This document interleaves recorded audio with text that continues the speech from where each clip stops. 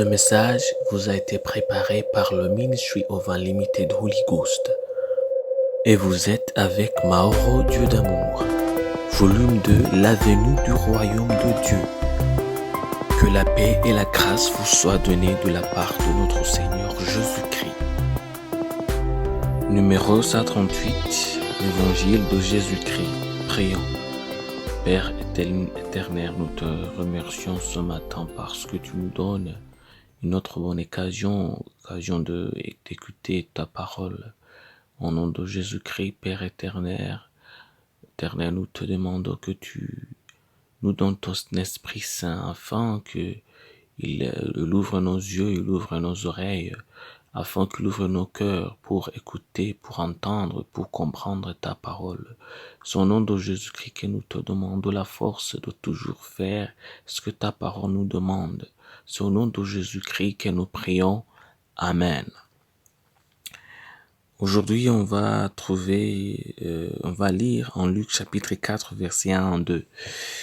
Jésus rempli du Saint-Esprit avant du Jourdain, et il fut conduit par l'Esprit dans le désert, où il fut tenté par le diable pendant 40 jours.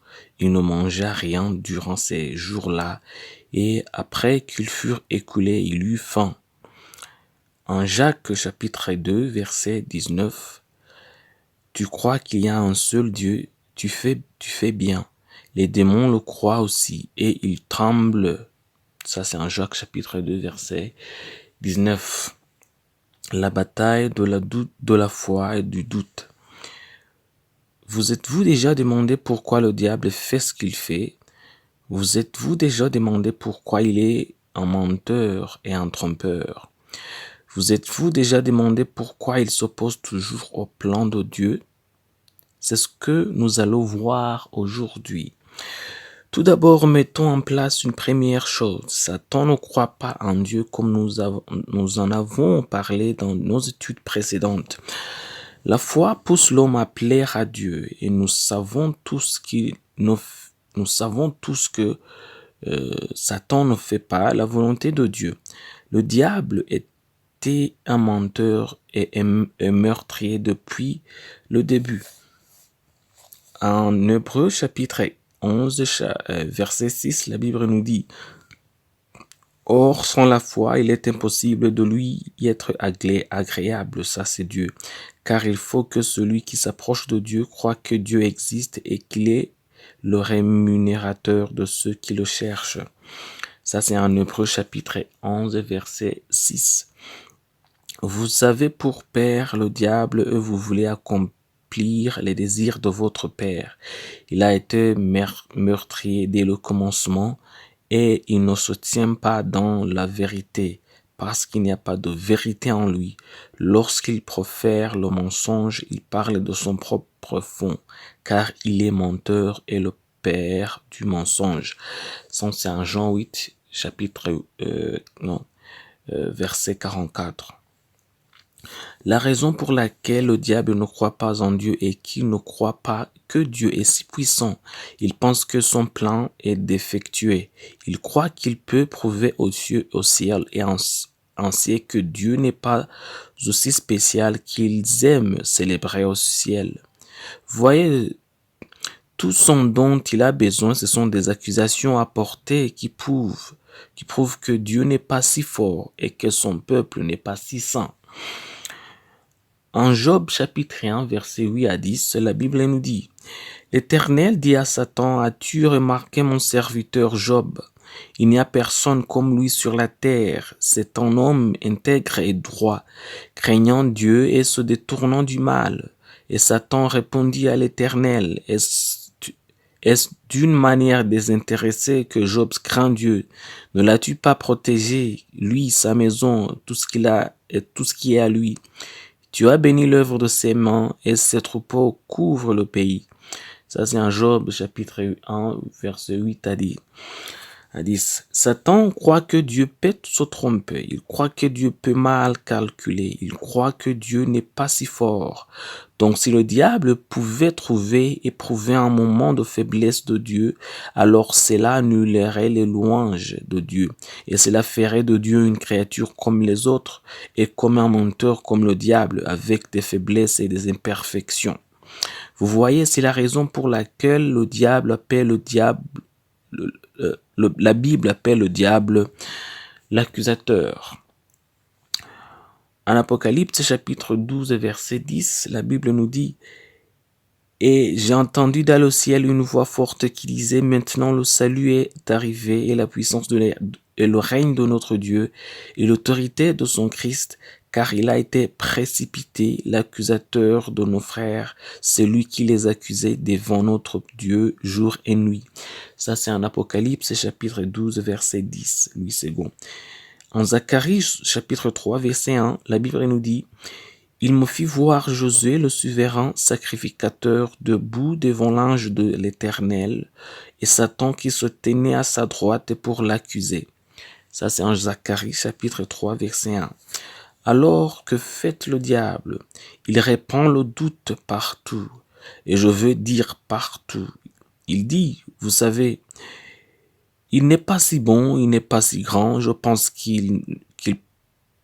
pas qu'il puisse réussir. Je pense qu'il va encore échouer. Tous ces négatifs qui disent votre inutilité, ils font partie des schémas du diable répandant le doute sur vous et en Dieu et détruisant aussi votre relation avec Dieu. Le diable dit à Dieu de douter de vous et il vous dit aussi de douter de Dieu. Il pensait que Jésus n'était pas assez bon et pourtant il était meilleur que ce que nous attendions. Il pensait que Jésus aurait péché et qu'il aurait failli à son Père, mais il ne l'a pas fait. Le diable pensait que Jésus craindrait la croix et pourtant il a pris sur lui le châtiment de nos péchés. Il pensait que Jésus ne ressusciterait pas d'entre les morts et pourtant Jésus l'a fait. Dieu continue de lui prouver qu'il a tort encore et encore. Le diable pense aussi que tu es faible. Le diable doute toi. Il croit que tu ne vaincras pas. Il doute que ta capacité à porter ta croix ne soit pas suffisante. Il croit que tu échoueras. Il croit que tu es toujours un pécheur, que rien n'a changé depuis que tu as cru en Christ. Il croit vraiment qu'avec la bonne opportunité et les bons ingrédients, tu peux retomber sur ton ancien état. Il veut vous montrer que vous êtes en une erreur. C'est le but de la tentation. Il veut prouver à la fois à toi et à Dieu le doute raisonnable qu'il a en toi. Mais en Jean chapitre 5 verset 4, la Bible nous dit: parce que tout ce qui est né de Dieu triomphe du monde, et la victoire qui triomphe du monde, c'est notre foi. Alors, prouve-lui qu'il a tort par la foi, prouve-lui qu'il a tort par ton humilité en reconnaissant tes faiblesses et en demandant de la force. Prouve-lui qu'il a tort en confessant tes péchés à Dieu notre Père, car aussi longtemps que la foi est gardée, alors toute espérance ne peut être pas perdue. Père éternel, céleste, nous te demandons premièrement, nous te remercions par ce que tu nous donnes une autre occasion d'écouter ta parole.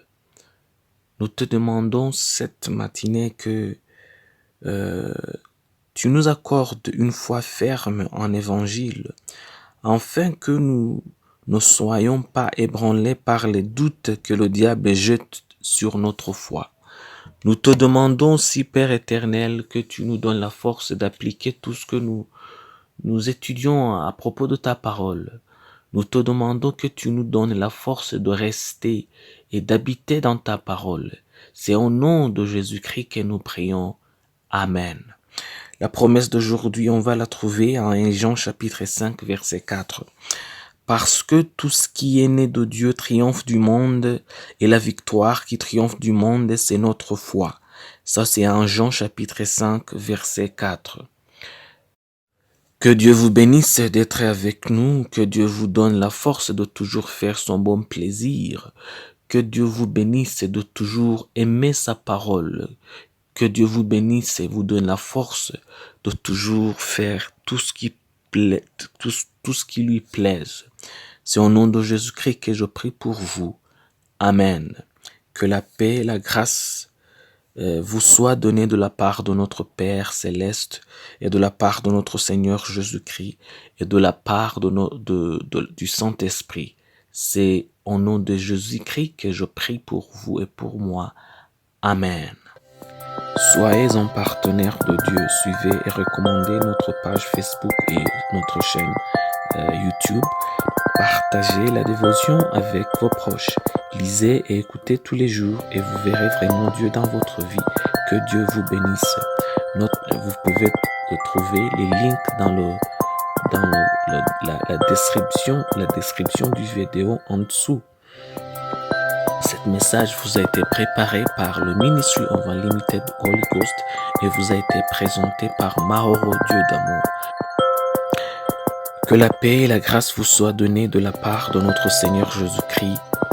Amen.